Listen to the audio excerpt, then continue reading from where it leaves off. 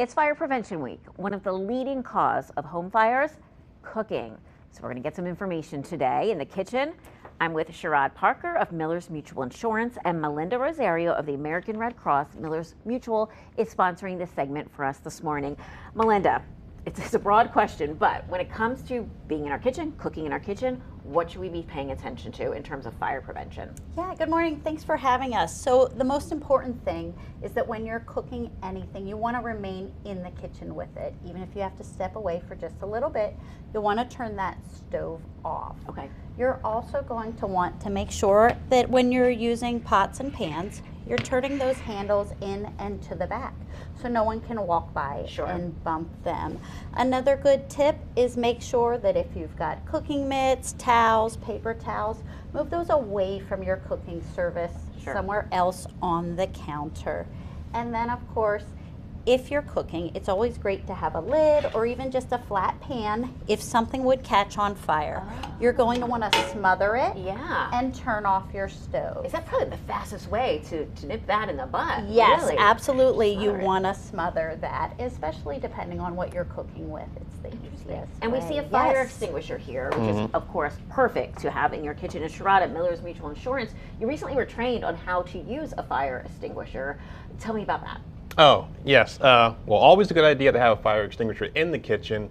But if you're in a position where you need to use one, make sure you get everybody out the house and you call 911. But yeah, we trained some folks in the office. Something that you don't get to use every day can look a little bit intimidating, but we learned it really isn't. All you need to do is remember the word pass, which stands for P, pull out the pin. A, you aim the extinguisher at the base of the fire.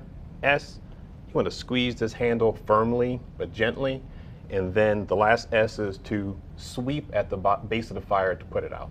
You're right, it can be intimidating because you hope you actually never have to use something like this. So you don't really practice with it at all. But I guess even watching a simple video online will show you just how easy it really is. How else can we be prepared for the potential for fire in our home?